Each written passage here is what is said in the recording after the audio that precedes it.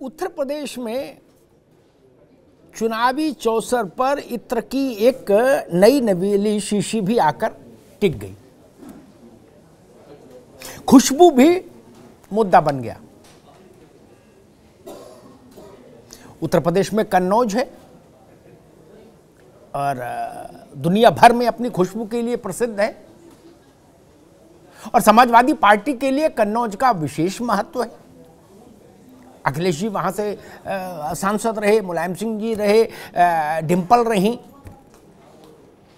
वहीं से ये समाजवादी पार्टी के केमिल सिंह हैं, जैन साहब, उन्होंने ये इत्र बनाया और इसका नाम दिया समाजवादी इत्र और इस इत्र को लोकार्पित किया खुद अखिलेश यादव ने।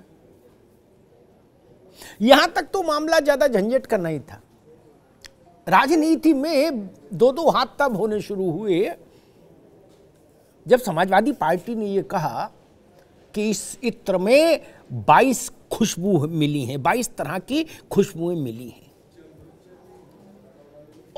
22 खुशबू और 22 का चुनाव एक, और इस पर भी एक छेपक और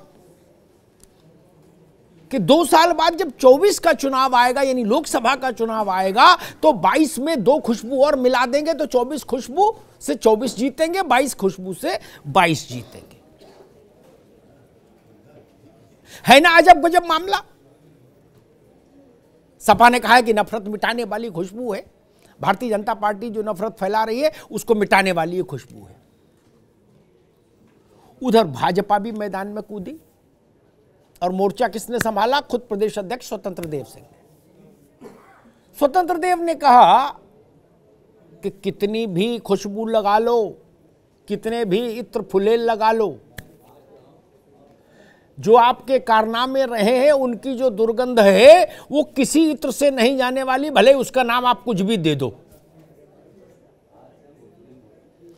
अब भाजपा को भी स्वाभाविक है, सपा ने जब इत्र को अपनी पार्टी का नाम दिया तो ये सोचकर ही दिया होगा कि भारतीय जनता पार्टी की ओर से उस पर एक कटाक्ष आएगा, और वो कटाक्ष आ गया।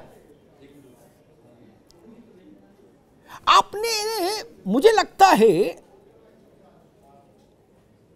किसी भी राज्य के चुनाव में और या लोकसभा के किसी भी चुनाव में कभी भी इत्र चुनावी चकल्लस का मुद्दा नहीं बना होगा।